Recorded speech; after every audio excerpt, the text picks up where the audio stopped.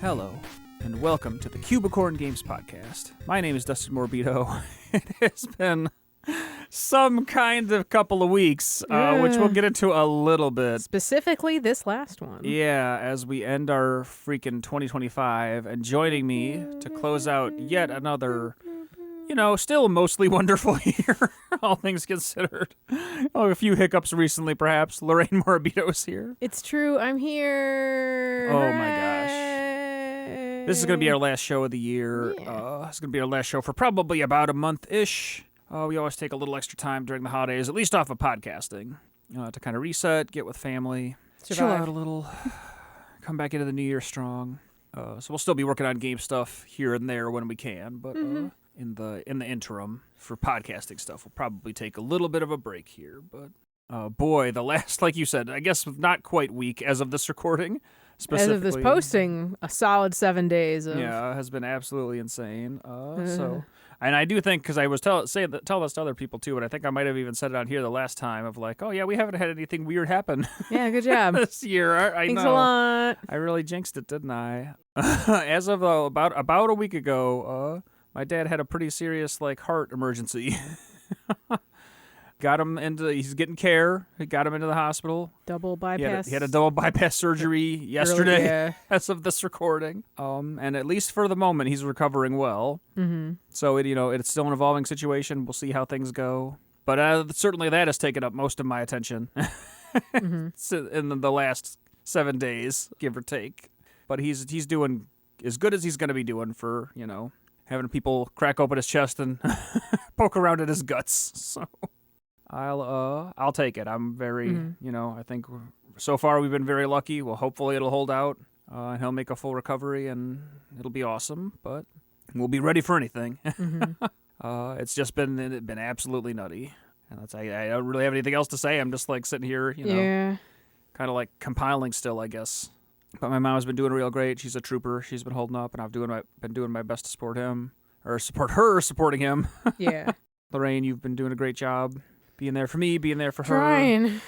Everybody in kind of extended family on, my side and your folks, and has been interested and, cheering us on or whatever. So being there and it's a thing. But again, luckily, pretty good news overall so far, considering if you're gonna thankfully it wasn't a heart attack that sent him into the hospital. Yeah. It could have been if left unattended Yeah, longer. that was right. That was the fear, is he basically went in for a stress test and then failed it spectacularly. But if he hadn't done that, it is probably pretty likely that the next couple of months he would have just keeled had a heart over attack or on the street or whatever, and probably would have not had care quick enough to get him help in time. So could, for as crazy as this has been, could have been the best case. Yeah, he was compared conscious to some other and things that could have lucid happened. The entire way through until going into surgery and stuff, which is great. No other episodes or anything while in care. Yep. So, Dad, you're not going to listen to this. I don't think you know how to. But we love you very much, and we're so glad you're doing better, and we'll be there to help you keep getting even better than now. And then all of this book ended my sister's wedding, which was this past weekend. Yep. Yeah. Which has been the one other non-holiday responsibility that's been looming over our heads. Yeah, because again, that's what year. That's what I was looking forward to. I was like, oh, we have this thing we have to do, but it'll be a fun party, and then once it's over, the slate will be cleared. We'll be good. Nope. You fool. Not so much. It was very good though. All went off without a hitch. Yeah, the wedding was great. Yeah. So we had that going for us. Mm-hmm. So yeah, there's been a lot of emotions. I've been feeling many ways. But we're still here. And we'll still be here. God damn it. That's right. It's the energy I'm bringing into 2026. And you want me to stop? Make me. I don't know that Lorraine, like I said, if you have anything specific you want to talk about, we can. I've played more Clair Obscur. I don't really not so much more that I want to get into it deeper on here necessarily. Been a little busy. Yeah. We watched the Game Awards. We watched Clair Obscur win so many. Good for them and their silly little outfits. And similarly, game dev stuff slowed down a little. Yeah. As all this was happening, because again, I knew that we'd have at least a couple of those days booked up for the wedding anyway, and then everything else came in, and fucking A. I did do a little brainstorming sketching for Final Boss stuff. That's true. You were actually way more productive than me in terms of getting something cool done. Yeah, that stuff looks awesome. Yeah, Lorraine did some basically like design proof of concept art like, for the last boss fight in the main game, and it looks great. Like, I'm really here for it. I think there's a path now. At least like a slightly clearer one than... Yeah, for sure. No, 100%. I think that stuff looks awesome. I'm excited to see it evolve. I don't even know. What was the last thing I did in the game? I'm trying to even remember. Oh, it was like you were working on those the switches and stuff. Yeah. That stuff's mostly working now. New switches, who dis? Yeah, the 6th tower, the mansion area is largely stood up in a base form. Still a lot of work to do, but we're getting there. Definitely by the end of December, we'll have like chunks of playable gameplay. Actual levels designed and stuff. Once all the like mechanical things are in a position to start building out those levels and stuff like that. So I think it'll work out, but it'll be okay. Yeah. And again, coming into next year, we'll have still hopefully a build in January.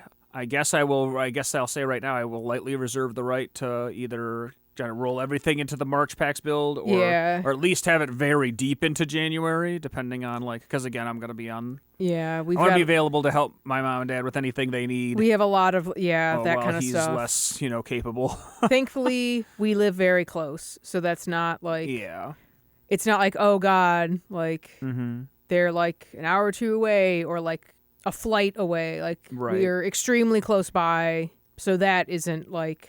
That's not even part of the equation, basically. But I'm assuming there's going to be a lot of stuff, not even just like pattern, like general behavior stuff, but like other like stuff around the house or whatever. Like stuff's going to need some work, and like he's probably not going to be able to drive for a while. So there's going to be a lot of little things. Right. There's going to be a lot of little doctor's appointments to get to. He might have physical therapy with some. I don't know. There's going to be a lot of stuff going on. Do our damnedest to make sure that your mom doesn't have to shoulder all that weight herself. Yeah. No, 100%. But again, like that'll might affect us in little ways here and there. But in terms of like the grander scheme. Again, unless something goes even more sideways, it shouldn't be like a disastrous blow to our productivity, but it'll affect it a little. But just like everything else, we're not going to quit. We're just going to kind of keep at it. God damn it. That's right. And I'm really looking forward to next year still. The game's still coming along great. Like I said, I'm the stuff that's in Tower 6 right now I'm really excited about. The boss fight, just the sketches you've done recently are looking really good. I'm optimistic. We're doing it. We're doing the damn thing. We're doing something. And for the moment, I don't have anything else on Cucumber, I guess. It's just like, I've been stay tuned for more. Silly little Christmas picture that I need to do more work on because it's not done yet, but I was having some fun the other night. Yeah, you're doing some cute sketches. I'm wondering what my horizon is for playing other stuff in the new year. I definitely want to finish Clair Obscur at some point. I hope you do with how much you seem to be enjoying it. But I will play more of it for certain. I'll probably have a copy of Hades 2 by the time Christmas is said and done. Yeah. Want to check that out potentially. See if your elf on a shelf heard you. That's right. Having a long conversation about that with other people. Explaining it and figuring out the lore. The lore of Elf on the Shelf. Yeah. I'm all for Dinovember though. Like, I'm here for it.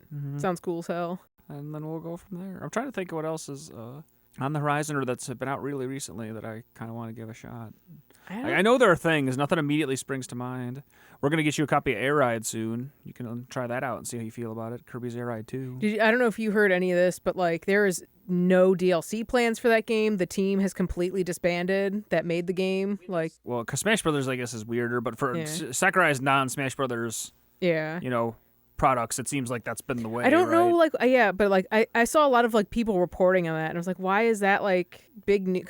Because of like, especially like if you look back at the original Kirby Air Ride, like that game was so packed with stuff. I'm assuming this game is similar. I mean, I think it's probably just it's been so that stuff is so ingrained in the video game industry at this point that people are just like, some people are certainly just expecting it, and then otherwise it's just they shipped a finished game. Right, well, but in Smash Brothers had a long tail of like characters and stuff like that, which but that's like, a completely come on, this is not the same game. That's a different beast. But I'm just trying to backfill you into why someone might think that. I don't necessarily agree, but No, it just seemed like such a like, oh my God, like the team is just gone. And I'm like, no, they're not. They're just working on something else at Hal. Sure.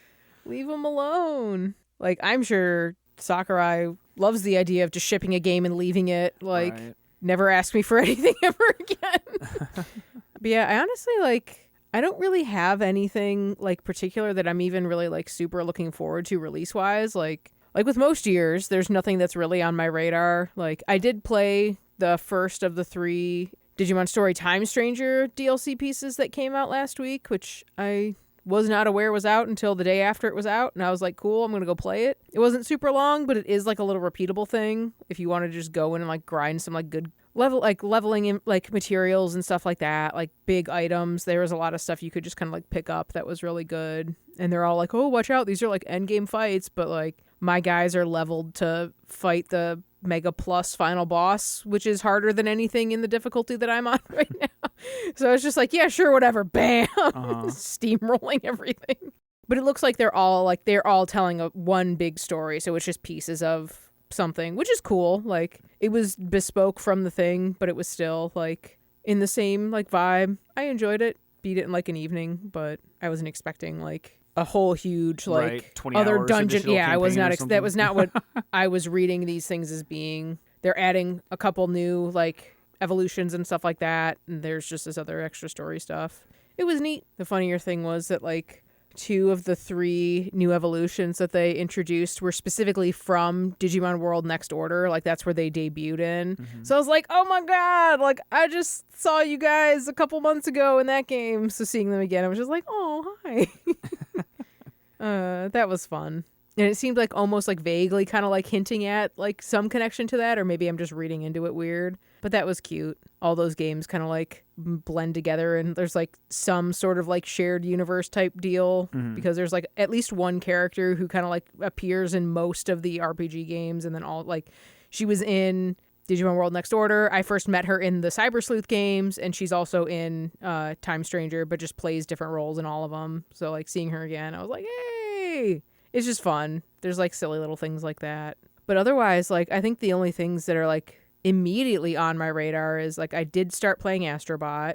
I wasn't as instantly like enamored with like that game is very endearing. Like I don't want this to come across as like oh my God, I hate Joy and Whimsy. Like it's so cute.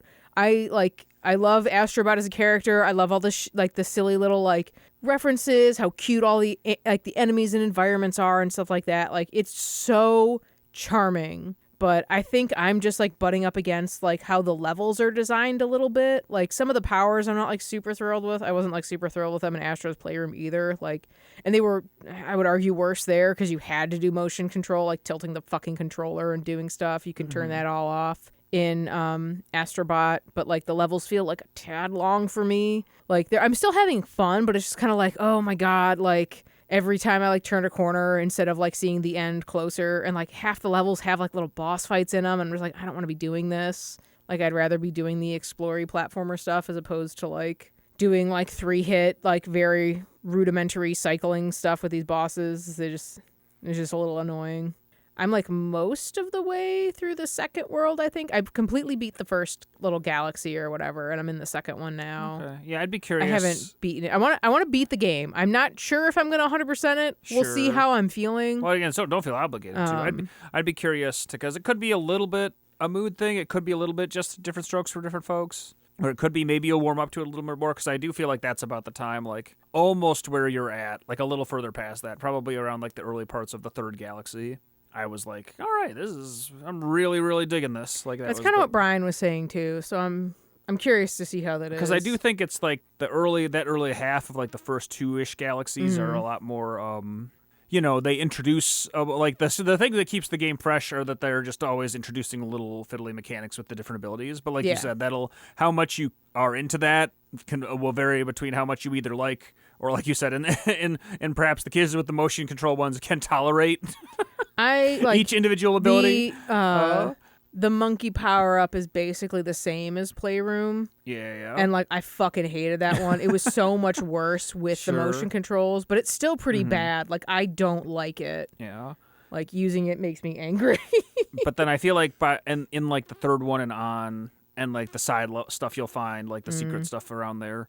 When they amp up the platforming difficulty just a little bit, I feel like that takes like it makes everything feel a little less like you're just going through the motions, a little more like, all right, there, you did tune this, like to some degree. At least that's kind of what I feel like my reaction to was to it, kind of progressing into like the second half of that game, basically. Yeah, I'm gonna keep checking it out, but then I'm gonna chase that with Yooka-Replay-Ly. Yeah, that's cool. That'll be an interesting pairing. Because as someone who was a like Kickstarter backstarter fucking 10 years ago or whatever it was now, I was offered, like, all the Kickstarter backers were like, hey, you can get the new game at a discount on whatever platform you got the original one on. So I bought it digitally at a nice little, like, I think it was like 20% or something like that off.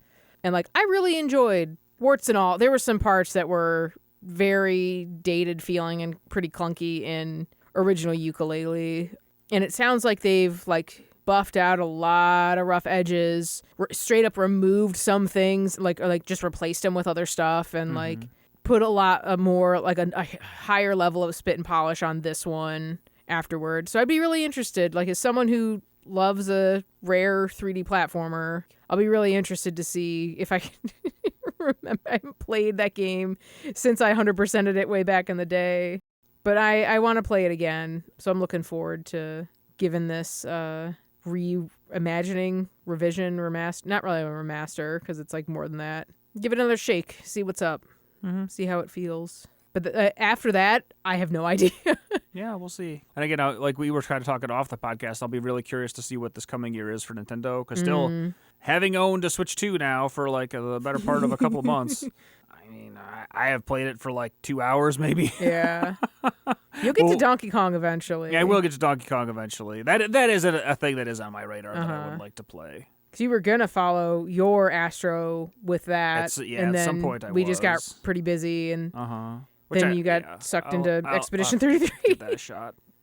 Yeah, because again, that was on a whim, right? Like I found it at the library, and I was like, oh, I should give this a try. And turns out it's pretty good. Yeah, I do want to play Bonanza at some point. But yeah, overall, like I said, I do think from just the game standpoint, the Switch 2 launch has definitely been a little underwhelming.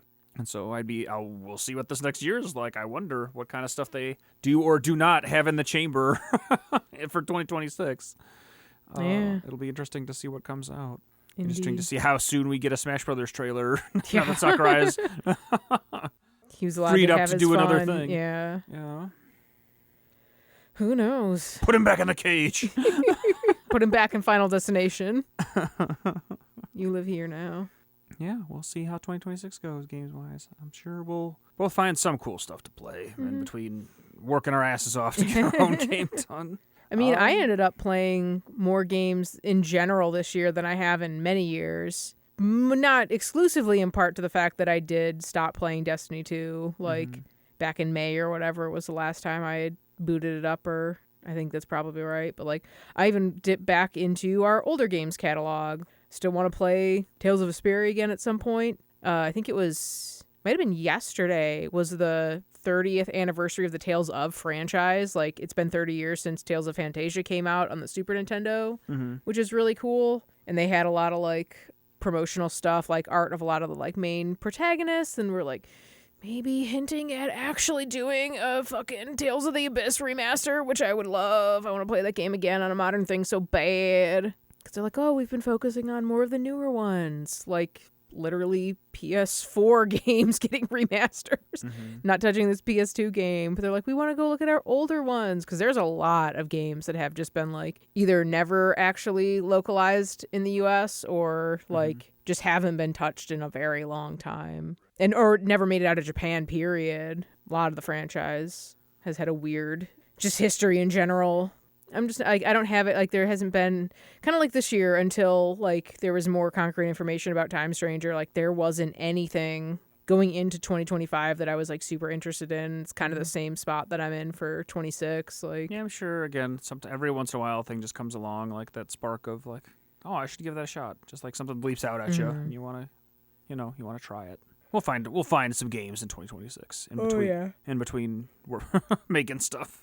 And yeah, our big milestones are still going to be about the same next year. PAX East in March, PAX West in September, probably a demo on Steam around that September date too. be working on the stuff the whole time. We'll push through to Next Fest. Yeah. Next Fest. Next Fest in February 2027, and then we'll launch, I think. It's going to be a hell of a thing. Yeah, I'm really, like I said, really just kind of looking ahead at this point, juggling in my mind, like, oh, so many things that need to get done. That's actually going to be a lot of my, not to take it too far back to our game stuff, but... It's our podcast. We can talk about our games whenever we want. And again, I think we'll probably just wrap up pretty quick anyway, because I'm just like, I'm still exhausted and mind is swirling, but other than actually getting stuff done in Tower 6 in terms of, like, standing up functionality, my big goal for the rest of December is to more intimately document every single thing that needs to be done in terms of macro level stuff and micro level stuff. Like, I kind of want to go do audit every other level and be like, all right, do we have all the secret exits set up for all these? Do we have all the coins in them? Yeah. Do we have, like, how many of these have a secret level so far, which is still mostly none. Yeah. Still just 2? I don't think you've made another one. Yeah, I think so.